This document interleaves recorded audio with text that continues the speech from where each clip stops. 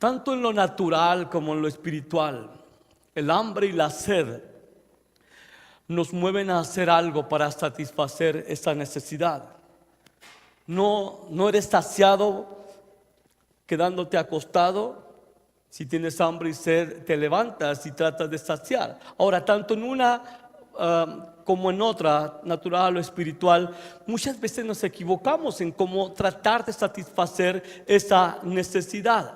Los medios que utilizamos para satisfacer el hambre o la sed pueden ser equivocados. Y hay un ejemplo que me ayuda bastante del Antiguo Testamento, y es la historia en un tiempo en Samaria había mucha hambre y llegó tal la desesperación que las mamás estaban comiendo a sus hijos. Estaban intentando saciar el hambre. Hay esta historia verdaderamente impactante. Están esas dos mujeres que tienen a cada uno un hijo y se ponen de acuerdo. Dicen, ¿sabes qué? Vamos a cocer primero a mi hijo y nos lo comemos y luego sigue el tuyo. Finalmente la otra hizo trampa y no quiso que se comiera a su bebé. Esto parece una película de terror, pero estas cosas estaban pasando. Estaban tratando de aplacar su hambre de una manera incorrecta. Así que, continuando con las bienaventuranzas, esta es la última parte de la bienaventuranza de la dicha de aquellos que tienen hambre y sed de justicia y la promesa de ser saciados. La semana pasada comenzamos a ver esa porción de segunda de Pedro que habla precisamente sobre cómo responder a el hambre y la sed de justicia. Así que hay algo que nos corresponde a nosotros para saciar esa hambre y esa sed de una manera correcta. Y Pedro dice,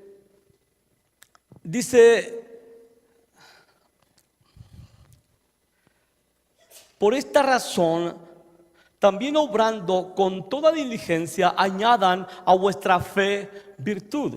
A la virtud conocimiento, al conocimiento dominio propio, al dominio propio perseverancia y a la perseverancia piedad. A la piedad fraternidad o amor fraternal y al amor fraternal amor. Así que Dios te atrajo hacia Cristo y lo que hizo en alguna manera es poner hambre y sed de Dios. Hambre y sed de que tu vida fuera recta, de que mi vida fuera recta, y nos guió a Cristo a través del hambre.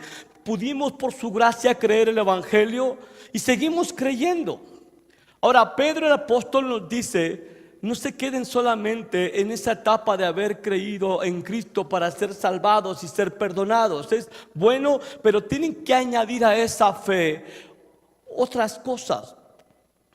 Que Dios ha provisto otras cosas. Y vimos la semana pasada este punto, añadir a nuestra fe virtud. Y lo voy a decir de una manera muy rápida, porque la realidad es que mi esposa compartió bastante acerca de lo que significa la virtud, que es la excelencia moral o la santidad. Y teníamos que entender que era necesario crecer en santidad. No voy a ahondar en esto, sino que continuamente estar creciendo en consagrarnos más a Él. Y parte de las otras virtudes que hemos de añadir para que nuestra sed de justicia sea saciada están aquí en esta porción de el apóstol Pedro escribiendo a los creyentes judíos. Así que nos exhorta a añadir a nuestra vida algunas cosas que son sumamente valiosas para crecer en justicia. Así que, yendo al otro punto, una persona que tiene hambre y sed de justicia, a fin de no intentar saciar o ahogar esa hambre, no solamente tiene que añadir santidad a su vida, tiene que añadir a esa santidad o a esa virtud conocimiento. Gente que tiene hambre y sed de justicia, de rectitud, es gente que desea conocer cada día más a Dios. Es el conocimiento primordial que motiva a aquellos que tienen hambre y sed de justicia. Quieren conocer su mente, quieren conocer su voluntad. Ahora, El verdadero conocimiento tiene ciertas características. Es que después de llegar ese conocimiento a nosotros, no solamente nos llena de información la cabeza, sino que nos transforma. Este conocimiento nos cambia nuestro carácter, porque la sed y la hambre de justicia es el anhelo, desesperación por llegar a ser más como Cristo. Tú no pusiste ese anhelo, Dios lo puso. El Espíritu Santo puso esa hambre y eres bienaventurado porque Dios te está conduciendo a la semejanza de Cristo. Así que es el conocimiento que tenemos que añadir, incluye ese anhelo por conocer más y más el carácter, la persona de Dios de una manera íntima. Puedes pensar en Moisés, aquel tiempo que estuvo en la montaña, en el monte con Dios, 40 días y 40 noches, hablando con él, escuchando, y ya tenía mucho tiempo allá arriba, y sin embargo de la boca de Moisés sale unas palabras extraordinarias. Señor, muéstrame tus caminos. Señor, muéstrame tu gloria. Señor, muéstrame tu rostro. Déjame mirarte. Había un anhelo por conocerlo más. Moisés no quedaba satisfecho con una experiencia o un primer nivel de conocimiento de Dios. Ahora, necesitamos entender que ese conocimiento debe de ser verdadero. Estas son características del conocimiento que va a satisfacer esa hambre y esa sed. Dice la Escritura, nadie se engaña a sí mismo. Si alguno de ustedes se cree sabio, según este mundo, hágase ignorante a fin de llegar a ser sabio. El conocimiento acerca de las cosas de este mundo, filosofías, ideologías y todas esas cosas, nunca va a satisfacer. Nunca es una razón de sentirse orgulloso de saber, tener llena la cabeza de esas cosas. Tiene que renunciar a sentirse confiado y seguro con ese conocimiento, y entonces empezar a conocer verdaderamente lo que le es indispensable conocer. El conocimiento que va a satisfacer es un conocimiento que crece en profundidad. Y dice la Escritura, si alguno cree que sabe algo, no ha aprendido todavía como lo debe de saber. Es cierto, llegamos a aprender a conocer ciertas cosas del Señor, pero todavía no lo sabemos como deberíamos de saber. Y esto es emocionante porque lo que quiere decir es que algo que has aprendido, todavía puedes profundizar en conocer más en aquel punto, en aquel tema. Sabes que Dios es fiel, es un atributo de Él, pero puedes conocer mucho más acerca de su fidelidad, puedes profundizar más. Así que nunca llegues a un punto en decir, sí, ya sé que Dios es fiel. No, puedes profundizar, porque un corazón orgulloso es un corazón que dice, eso ya lo sé también, eso ya lo sé también, eso ya lo sé también, eso ya lo sé también. Entonces nunca llegan a un conocimiento cada vez más íntimo, cada vez más profundo del corazón de Dios. Este conocimiento también debe de ser perfeccionado. Y ahorita voy a decir qué quiero decir con esto. En Hebreos 5:12 dice, pues aunque ya deberían ser maestros, otra vez tienen necesidad de que alguien les enseñe los principios elementales de los oráculos de Dios. Y habéis llegado a tener necesidad de leche y no de alimento sólido. Miren nomás esta gente, estos creyentes hebreos, se habían conformado con algunas cosas y no habían afianzado su conocimiento, al grado de que no podían avanzar a otras cosas. Estaban estancados en las cosas básicas. No son malas, solamente que el deseo de Dios es que crezcamos en el conocimiento y que nuestro aprendizaje de lo que es Dios, de lo que es todo lo que concierne a Dios para nuestras vidas, podamos dominarlo de tal manera que seamos capaces de compartirlo a otros, de enseñarlo a otros. Si tú sabes algo o crees que sabes algo y no eres capaz de compartírselo a alguien, entonces no lo sabes. Tienes una idea. Si abres tu boca y puedes compartirlo de una manera clara a alguien, en una manera aún informal, entonces quiere decir que estás creciendo en el conocimiento de Dios. Ese conocimiento debe de ser perfeccionado. Y aquí va una ayuda. La Escritura dice que la palabra de Dios es lámpara a nuestros pies y es lumbrera a nuestro camino. Y es la idea de que antiguamente se colocarían unas especies de lámparas, obviamente no de baterías como las de hoy, eran con lumbre, con combustible, y salían en la noche por necesidad, y esas lámparas les ayudaban a no tropezar, a no caer, a cuidar el camino. Así que quiero usar esa palabra lámpara para ayudarte a sacar provecho de tu estudio, de tu conocimiento de Dios. Primero, para la L de lámpara, lee. Te quiero animar a que leas la Escritura de una manera consistente, a diario.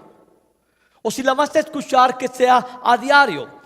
No solamente leer, pero te animo a que tomes apuntes. Si lees una porción de la Escritura, ten un cuaderno a un lado y toma apuntes. Escribe las impresiones de lo que estás leyendo. Es una manera de sacar un mayor provecho. Pero no solo eso, si vas a crecer en el conocimiento de Dios, memoriza porciones de la Escritura. Aférrate a la palabra, que se te quede en la cabeza. Insiste hasta que no se te olvide aquello que estás aprendiendo, porque esto te va a cambiar tarde o temprano tu manera de pensar, no emocionalmente, no un momento, sino para toda tu vida. Tienes que memorizar la Escritura. No solamente memorizarla, pero tienes que practicarla. Si la palabra de Dios va a ser una lámpara en tu vida, entonces tienes que ponerla por obra de manera consistente, practicar, poner de inmediato aquello que estás aprendiendo en práctica. También necesitamos afirmar lo aprendido. Y lo que quiero decir con esto es, hay que darle vueltas, meditar aquello que hemos leído, aquello que hemos escrito, aquello que hemos reflexionado, darle vueltas, así como cuando tienes un problema y estás piense en ese problema y no llegas a ningún punto. Pero meditar la palabra es exactamente el mismo proceso, solamente que estás dándole vueltas a aquello que Dios te ha enseñado, hasta que se hace parte tuya. Y nadie te puede robar eso. Ahora, para la R, reparte. Comparte con algunas personas lo que estás aprendiendo, lo que estás memorizando. Puedes simplemente acercarte de manera informal, decirle a alguien: oye, ¿te puedo compartir esto que acabo de aprender de la Biblia? Y empiezas a compartir y mira la respuesta de la gente. Porque lo estudiaste, lo memorizaste, meditaste en ello, lo estás poniendo en práctica y ahora quieres compartirlo. Estás creciendo en el conocimiento verdadero. Estás aplicando el conocimiento de Dios de una manera madura. Y luego, A, para aumentar. No te quedes ahí, sigue. Añade cada vez más. Estudia continuamente, sigue este proceso y te va a ayudar a crecer en el conocimiento de Dios. Ahora, no solamente necesitas santidad y conocimiento, necesitas dominio propio. Ve lo que dice la Escritura: todo aquel que lucha, de todo se abstiene. Ellos, los luchadores, los atletas, a la verdad, para recibir una corona corruptible, es paja, una medalla, un trofeo, es un premio, una recompensa corruptible. Pero nosotros, los que tenemos hambre y sed de justicia, luchamos por una incorruptible. Dice Pablo, hablando de su propio testimonio: así que yo de esta manera corro, usando la metáfora del atletismo, no como a la aventura. Alguien que va a correr tiene una meta, ¿de acuerdo? No sale corriendo como loco, no a la aventura. Dice, de esta manera peleo, no como quien golpea el aire. Hay un enfoque en su vida. Y lo pongo en servidumbre. Él dice, mi cuerpo no va a ser mi amo, va a ser mi esclavo. Este cuerpo va a hacer exactamente lo que yo le digo que haga. No sea que, habiendo sido heraldo, un mensajero de la palabra de Dios para otros, yo mismo vengo a ser eliminado. Ahora, Pablo lo que está diciendo es, con su ejemplo mismo de vida, es precisamente que la lucha cristiana es una guerra sin cuartel. No hay tregua con nuestra carne, con el diablo y con el mundo. Y si vamos a crecer en justicia, si vamos a crecer en la manifestación de la justicia de Cristo, tenemos que hacer todo por evitar que la gracia de Dios sea vana, sea inútil. Nos ha sido dada una increíble oportunidad cuando Cristo nos salvó y no podemos desperdiciar la vida y las oportunidades para crecer, colaborando con el Espíritu Santo para llegar a ser semejantes a Él, a Cristo. Así que si tenemos hambre y sed de justicia, lo consecuente es que vamos a ejercer dominio sobre todo aquello que nos impediría avanzar, control de todo aquello que nos impediría avanzar. Ahora, si los luchadores en lo natural, los atletas se abstienen de muchas cosas, como bien lo decía mi esposa el domingo pasado, y por una corona corruptible, por un trofeo, por una medalla, es corruptible, se va a quedar aquí. Mucho más nosotros que somos llamados a ser moldeados a la imagen de Jesús, debiéramos de buscar abstenernos de todo lo que nos impediría crecer en el conocimiento de Él. Ahora, tenemos que enfocar nuestra lucha en ganar, no en perder, en llegar a la meta, no en quedarnos a media, no en agradar a nuestra carne, sino agradar a Dios. Ahora, uno se tiene que someter verdaderamente al Espíritu Santo y reconocer las áreas en donde debes de ejercer dominio de una manera intencional, consciente y persistente. ¿Cuáles son tus áreas en las que pierdes el control en tu carácter? Identifícalas y ejerce ese control asido de la gracia de Dios de una manera intencional, consciente y persistente para vencer todos esos deseos que te estorban, todas las tentaciones. Y si no aborreces la tentación a la cual te sientes atraído, entonces no aborreces el pecado. Yo solamente me siento tentado, pero no hay ningún problema. No, tienes que aborrecer la tentación. Tienes que vencer el ser liviano cuando te sientes tentado, toda inclinación al mal. Y tienes que vencer la postergación de hacer el bien. Esto es muy peligroso. El dominio propio no solamente es evitar hacer lo que está mal, sino dirigir tu corazón para hacer lo que es correcto. Hoy dices, sí, no he leído la Biblia en una semana, mañana comienzo. ¿Por qué mañana? ¿Por qué no hoy?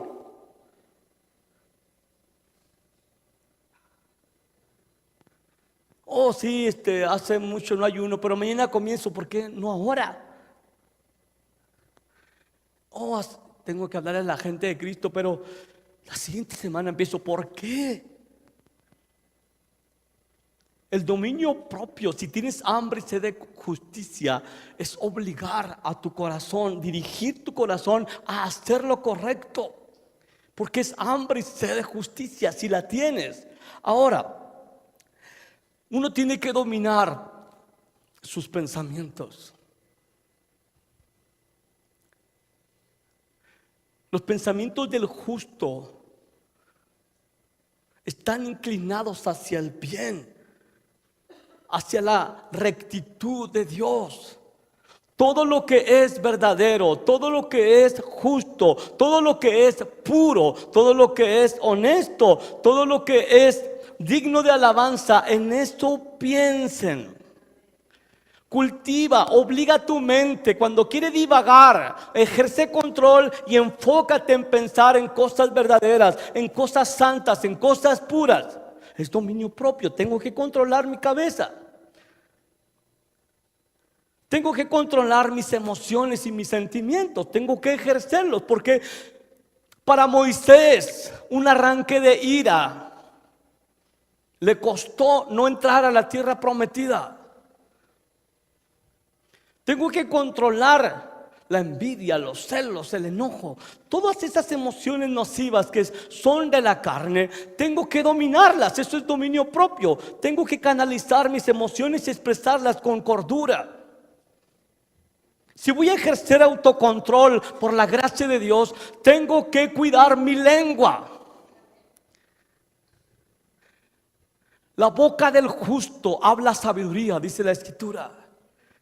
Dominio propio es evitar hablar mal de la gente, criticar a las personas, chismear, difamar, lastimar, controlar con la lengua para que la persona haga solo lo que tú quieres. Tengo que ejercer. Algunos de ustedes pueden tener esas inclinaciones de usar mal su boca. Entonces están minando su deseo y hambre de justicia que tienen, de ser como Cristo. Y piensan que las palabras que salen de su boca no tienen ningún peso. Tienen mucho peso y son un estorbo. Me abstengo de aquellas cosas de mi boca que van a lastimar, que van a herir, que van a hacer de tropiezo, que van a limitar la libertad que Cristo le ha dado.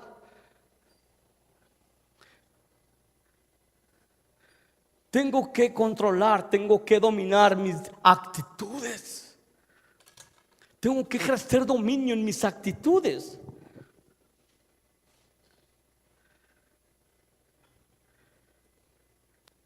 Sea como la actitud de Cristo, la de cada uno de nosotros. Actitud de humildad, no de soberbia, no de arrogancia. Si voy a crecer en justicia, tengo que ejercer dominio propio. Y no se vale decir es que no puedo controlar, es que así soy. La Escritura dice que los hijos de Dios hemos recibido espíritu de poder, de amor y de autocontrol, de dominio propio. Así que sí puedes. El asunto es si tienes la voluntad de hacerlo.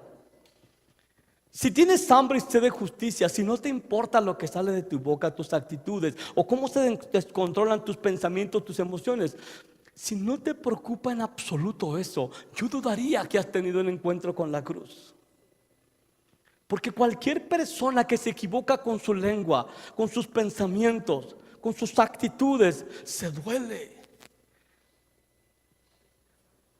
Porque sabe que está contristando al Espíritu Santo con el que fue sellado para el día de la redención.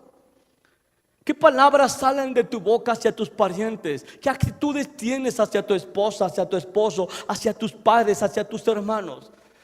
¿Son actitudes que verdaderamente Cristo tendría? Dominio propio. Córtele a la lengua. La lengua es un timón que dirige su vida y es un mundo de maldad alimentado por el fuego del infierno. El veneno que sale de la boca de muchos es simplemente una inspiración demoníaca para lastimar, controlar, manipular la vida de muchos. No puede salir de una misma boca de una misma fuente agua dulce y agua amarga. O eres una cosa o eres otra cosa. O eres una fuente de bendición para los que te rodean, o eres un canal de maldición.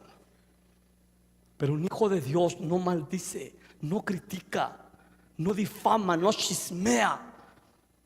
No se permite así el lastimar a los demás. La Escritura dice que nos tenemos que abstener no solamente de lo pecaminoso. Es obvio que tenemos que abstenernos. Pablo le escribe a Timoteo y le dice: Timoteo, tienes que huir de estas cosas, de la idolatría, de la inmoralidad, de la avaricia. Está hablando de esos 3 pecados. Tienes que huir. Abstente de esto, pero corre, sigue la justicia. No solamente evita eso, pero corre en otra dirección. Es abstenerte de aquello que verdaderamente lastima al Espíritu Santo, lastima nuestra comunión con Dios. Pero no solamente Eso dice, absténganse de toda especie de mal. Esto tiene un sentido de toda apariencia de mal. Todo aquello que se ve mal, abstente mejor. Todo aquello que es sospechoso, abstente mejor. Ahora, el dominio propio también incluye abstenerte de comida chatarra. Ustedes saben, los niños comen golosinas antes de comer y ya no tienen hambre por la comida nutritiva. Y Pablo escribe, todo me es lícito. Este lícito es todo lo que Dios no prohíbe. Puedo hacer todo lo que Dios no prohíbe, pero de todas esas cosas que Dios no prohíbe, no todo me conviene. No todo me va a ayudar a crecer en mi comunión íntima con Dios. Si estoy invirtiendo mucho tiempo en la televisión, en el internet, en cosas superfluas que no son pecaminosas, y eso me está robando de fijar mis ojos en la meta, entonces me abstengo. No todo me está edificando, entonces no lo necesito. No digo que la televisión sea satánica, no digo que el esparcimiento sea demoníaco, no en lo más mínimo. Solamente digo que si estás abusando de esas cosas, simple y sencillamente van a menguar tu hambre y sed de justicia, como las golosinas. La chatarra no es un veneno necesariamente, pero sí puede convertirse, como dijo un predicador, en un sustituto de lo que verdaderamente te nutre. Aquellos que tienen hambre y sed de justicia no solo añaden a su fe santidad, conocimiento, dominio propio, pero añades perseverancia. Ahora, la perseverancia es la continuidad de una actividad hasta completar la meta. Si vas a crecer en justicia, vas a avanzar en tu caminar, pase lo que pase. Necesitas crecer en perseverancia. Ahora, lo que nos ayuda a crecer en la perseverancia es esto. Póngame atención, estoy casi al final de esto. Es comenzar algo con el fin, con la meta en tu mente. Veamos, tú y tu familia planean unas vacaciones. Vamos de vacaciones, familia, qué bien. Vamos, te subes al carro, dices, ¿a dónde vamos? Pues no sé, a ver qué sale en el camino. No haces eso. Si dices, voy a Cancún, dices, ya planeé, tengo el dinero, hice una reservación, me sé la ruta, conozco cómo llegar, sé a qué horas voy a llegar, voy a manejar así y así, aquí me voy a parar, aquí voy a descansar y luego voy a llegar y voy a hacer eso allá en Cancún. Añadir perseverancia a tu vida cristiana a fin de crecer en justicia es precisamente eso. Continuar todas las cosas correctas hasta ver resultados. Continuar haciéndolo. Necesitamos perseverancia en las metas. ¿Tienes una meta de leer la Biblia en un año? Acábala. Haz subdivisiones de metas. Llega, y si te atrasaste, retómala otra vez. No te des por vencido, porque la recompensa no es para los que se quedan a la mitad del camino.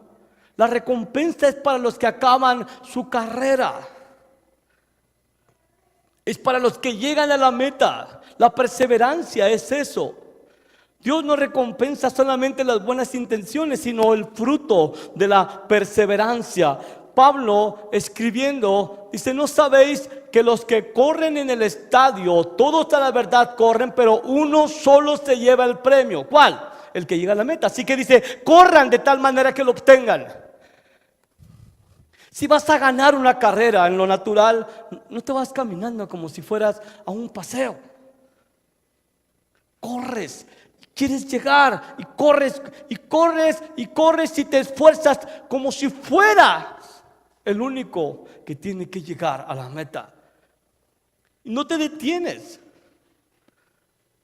Avanzas en tu caminar hasta ver el resultado, hasta el último día de tu vida.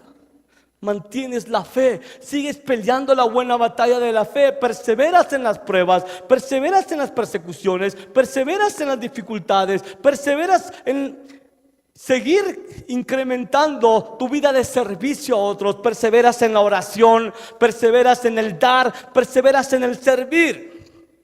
No nos cansemos de hacer el bien, porque a su tiempo también cosecharemos si no desmayamos. Así, Jesús nos dice en Lucas capítulo 8, versículo 15, hablando de la parábola del sembrador, el ejemplo de la buena tierra, del buen corazón, dice: mas la que cayó, la semilla, la palabra, en buena tierra, estos son los que con corazón bueno y recto retienen la palabra de vida, oída, perdón, y dan fruto ¿con qué? Con perseverancia.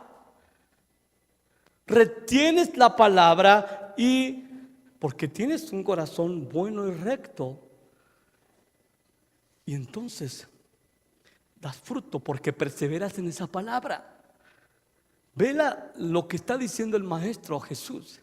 Escuchas la palabra, dices: qué rico, me gusta la palabra de Dios, voy a perseverar en esto hasta que vea el fruto.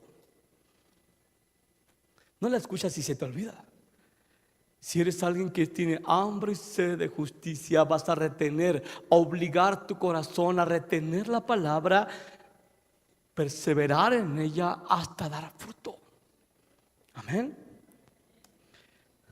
Y este versículo que vimos la semana pasada dice: no queremos que se vuelvan perezosos. Dile a la persona que está a tu lado: esta es para ti, pero me la quedo yo. Sino que sigan el ejemplo de quienes por medio de la fe y la constancia están recibiendo la herencia que Dios les ha prometido. Constancia, perseverancia. Toma las promesas y no digas: oh, qué bonita promesa, y te olvidas de ella. No. Te animo a que te metas al internet para cosas provechosas. Busca biografías de santos, de santas, y mira el ejemplo de ellos. Busca Hudson Taylor se escribe. Busca a Susana Wesley, la que tuvo, quién sabe, 20 y tantos hijos. ¿Sí? Los crió en una forma piadosa. Sacó ministros, músicos, abogados, de todo. Temerosos de Dios y temerosas de Dios tus hijos. Mientras su esposo andaba predicando, se apartaba 3 meses a predicar y venía, y ella se encargaba de criar a sus hijos. Impactó muchas generaciones a través de la crianza de sus hijos. Que no les diga la cultura que la maternidad, mujeres, es de poco valor. Una vida piadosa es, para una mujer, es una que invierte, tomando el ejemplo de aquellas mujeres piadosas y santas, en sus hijos, y miran a sus hijos crecer en la gracia de Dios. Eso es valioso a los ojos de Cristo. Así que, así como aquellos que quieren tener músculos como Arnold Schwarzenegger, no me importa, no los vas a tener de la noche a la mañana. Ellos perseveran y supervisan cómo está creciendo su músculo. Perseveran. Perseveras en una dieta. Si quieres tener un cuerpo saludable, perseveras. Así que aprende a terminar lo que comienzas. Si comienzas algo que es noble, que el Señor te ha puesto a hacer, llévalo al término. Entonces mirarás crecimiento en ti. Y serás muy bendecido. No solamente añaden los hambrientos perseverancia, pero añade piedad. Ahora, Aquí me detengo un poco más.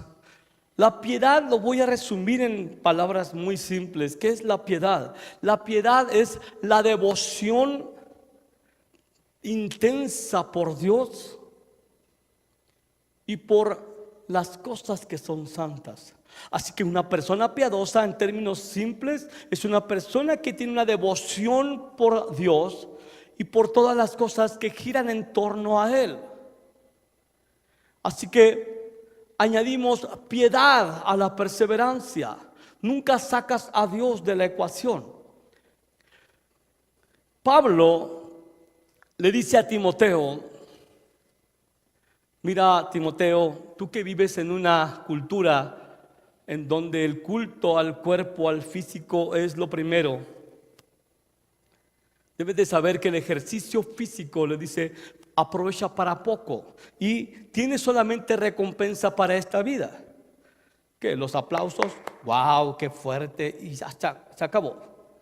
Nunca vas a ir al cielo y Jesús te va a decir: wow, me impresiona cómo levantaste estas pesas, y cómo duraste corriendo el maratón o lo que sea.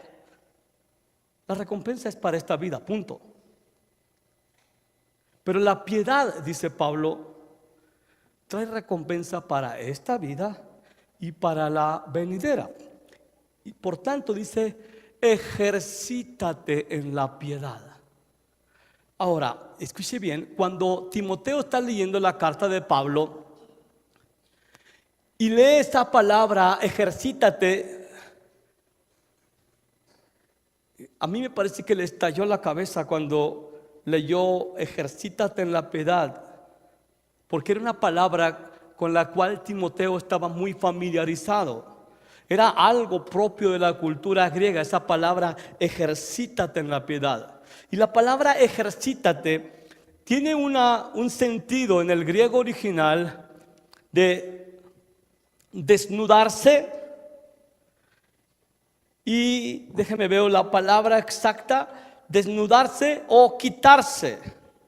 Son dos palabras que están en el sentido de ejercitarse. Y era una metáfora para los corredores, para los luchadores, aquellos que eran atletas. Recuerde que las vestiduras usualmente eran largas. Entonces el sentido de los atletas era: si vas a ejercitarte, tienes que hacer todos tus ejercicios en ropa interior o en un taparrabos. No debe de haber absolutamente nada que te reste agilidad, movilidad, fuerza, distracción. Y era mucho más que lo físico en los atletas cuando le decían ejercítate. Era evitar cualquier cosa que en su mente o en sus emociones le distrajera.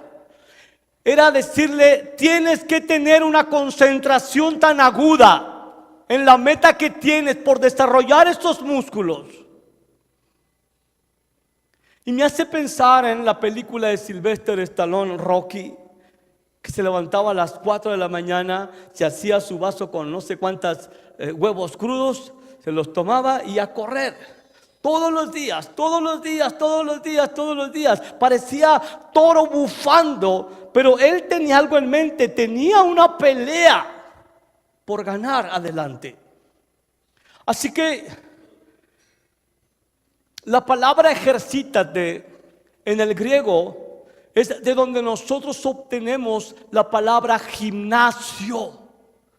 Y los gimnasios de la cultura griega no eran muy lejos de diferentes a lo de ahora.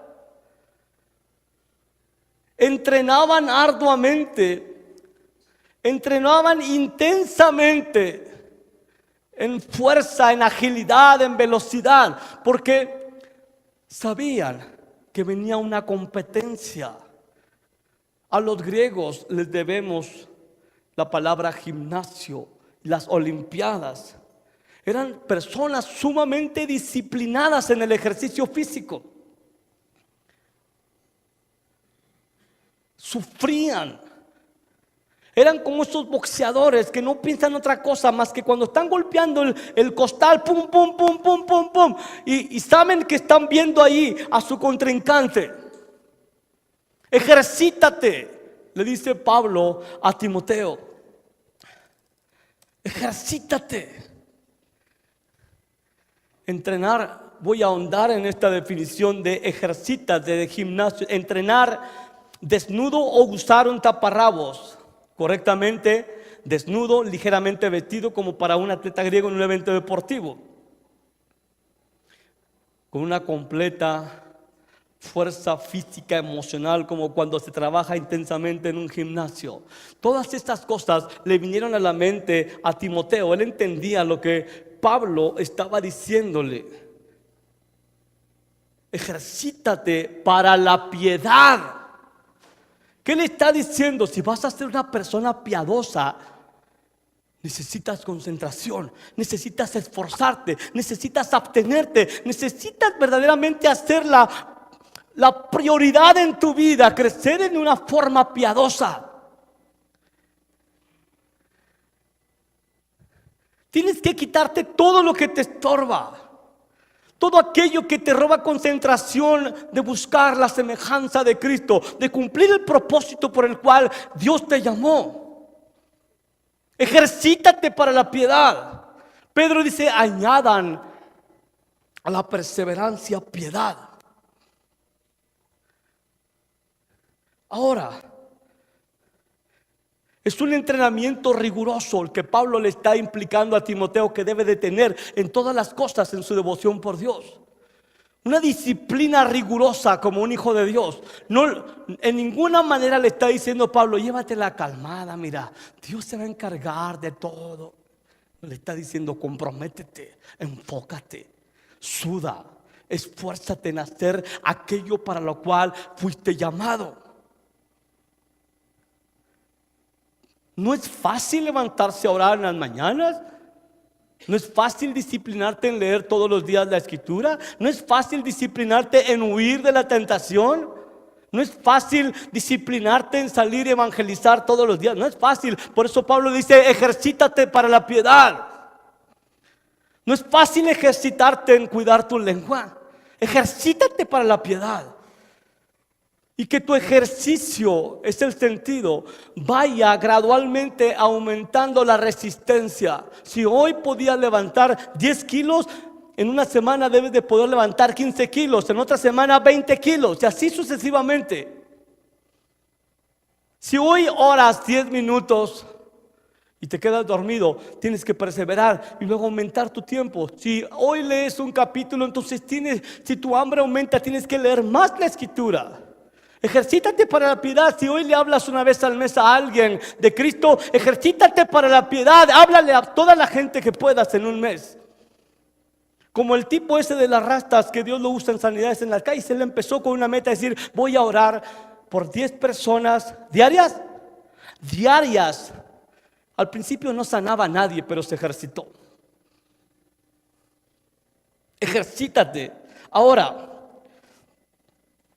aquí hay algo interesante. En la palabra piedad voy a usar la P para pasión por la presencia de Dios. Si vas a crecer en piedad, aquí te va una clave. Abre los ojos en la mañana cuando te levantas. Lo primero que te animo a que pienses es, estás en la presencia de Dios. Él está ahí. Y emociónate a causa de la presencia de Dios. Exactamente como te sentías al principio que Él te alcanzó. Te vas a vestir, estás en la presencia de Dios. Adora al Señor porque Él está ahí. Te metes a bañar, estás en la presencia de Dios. Vas a desayunar, estás en la presencia de Él. Siempre estás consciente. Vas a abrir la computadora, estás en la presencia de Él. Vas en la calle, en el carro, en el camión, estás en su presencia, consciente de su presencia, estás en Él. Él está viéndote, Él está escuchándote, Él está conociendo lo que hay en ti, en tus pensamientos. Habla con Él, vives en su presencia, ámalo a Él, deleítate en su presencia. No es fácil en la mañana andar todo adormecido, pero si entiendes, quiero ser piadoso. Primero es mi comunión con Él, mi conciencia en la presencia de Él. Voy a cuidar lo que digo, lo que hago, lo que pienso estando en su presencia. Si vas a ser piadoso, porque quieres crecer en justicia, entonces una persona piadosa va a examinar su vida continuamente. Cuando llegue la noche en tu casa, examina los eventos durante el día. ¿Cómo hablé?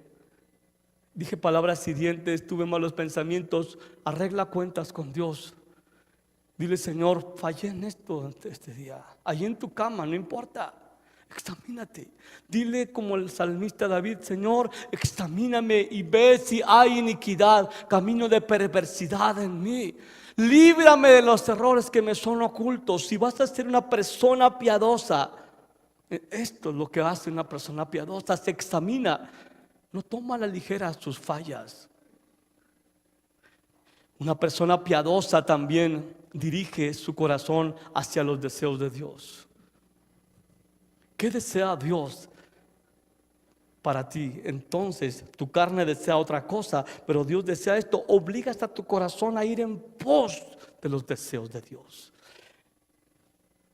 No te conformas con así soy, me tienen que amar así, no me importa lo que diga. No, los deseos de Dios, los caminos, los pensamientos de Dios son más altos y tu corazón tiene que ser guiado en esa dirección. Si tienes hambre y sed de justicia, si vas a ser dichoso, tienes que dirigir tu corazón hacia los deseos de Dios. Y para invierte tu vida en otros. Si vives en la presencia de Dios continuamente, si estás examinándote continuamente, si estás verdaderamente dirigiendo tu corazón hacia los deseos de Dios, entonces vas a ser una influencia para muchos, vas a ser una inspiración para mucha gente. Vas a hablar de aquello que Dios está haciendo en tu vida. Si vas a ser una persona piadosa, aprende de personas maduras, sabias y temerosas de Dios. Recuerda, una persona que tiene hambre y sed de justicia sabe que no lo sabe todo y que hay personas que le pueden enseñar, que hay personas que lo pueden sentar y discipular y enseñarle cosas. Personas maduras que le llevan la delantera en Dios. Una persona piadosa siempre está asombrada por la gente que ha crecido en la gracia de Dios y quiere aprender de ellos. Una persona piadosa también es una persona que sabe que dará cuentas a Dios. Escuche bien. Una persona que tiene hambre y sed de justicia sabe y piensa regularmente: un día me voy a ver con Jesús. Un día le voy a dar cuentas de todo, así que más vale que me cuide lo que estoy hablando, cómo estoy tratando a la gente, si la estoy menospreciando, porque los ojos de Él están sobre los justos. Si eres un justo, Dios está viendo y te va a recompensar conforme a lo que has vivido en Cristo. Si aprovechaste las oportunidades, no pienses que nada de esto tiene valor. Jesús dijo: aún hasta de las palabras ociosas vas a dar cuenta. ¿Por qué dijiste eso de mí? ¿Por qué dijiste esto? ¿Por qué hablaste de esta forma? Una persona piadosa está consciente y tiene temor de Dios. No se convence de que hay que tener temor de Dios. Tiene temor de Dios y se cuida. Se purifica a sí mismo, así como Él es puro, para que cuando Él venga no tenga nada de qué avergonzarse. Añade con diligencia, venga alguien en el piano, a la piedad, amor fraternal. El amor fraternal tiene que ver con desarrollar amistades saludables con la gente de la iglesia. Dice 2 Timoteo 2:22, huye de las pasiones juveniles, sigue la justicia, el amor. Y luego dice: con los que de corazón limpio invocan al Señor. Que tu comunión, si vas a crecer en el conocimiento de la justicia, sea tu comunión con personas, como dice ahí, de corazón limpio invocan al Señor. Tú no vas a aprender justicia teniendo amistad, comunión íntima con gente que no quiere nada con Dios. Si vas a acercarte a ellos es para impactarlos. Si tú te sientes más a gusto con los impíos, con los que no aman a Dios, seguramente eres uno de ellos. Pero los hijos de Dios aman la comunión con los que son sus iguales. Aman la amistad. Procura entonces ardientemente la compañía de aquellos que te estimularán a crecer, no que te contaminarán con sus conversaciones perversas. No puedes evitar tener contacto con esa gente, pero comunión íntima sí debes de evitar. Crece en comunión fraternal con hermanos y hermanas de manera intencional para estas tres cosas. Si vas a crecer en justicia, crece para ser enseñado, para dar cuentas a alguien que es más maduro que tú. Búscate un Pablo en tu vida, alguien que sea mayor espiritualmente que tú, que te enseñe y a quien le des cuentas. Busca un Bernabé para que sea un compañero, un amigo fiel, que tú seas fiel en esa amistad. Y búscate un Timoteo, como Pablo discipuló a Timoteo. Busca a alguien menor espiritualmente que tú para invertir tu vida. Esto va a traer crecimiento en ti. Que tengas un Pablo, alguien mayor que tú, que tengas un igual como Bernabé. Era con Pablo en sus inicios, andaban juntos, eran amigos, era alguien que le animaba, que le consolaba como amigos. Pero búscate un Timoteo, ¿en quién vas a invertir tu vida? Y por último, dice que añadas con diligencia al amor fraternal, amor agape. De esto hablaré más adelante, pero básicamente lo que se trata es que te conviertas en una persona que acepta, que perdona y sirve a la gente más allá de sus logros, más allá de sus méritos, más allá de las fallas, más allá de las debilidades y fracasos de ellos, si son amigos o si son enemigos. Ponte sobre tus pies, por favor.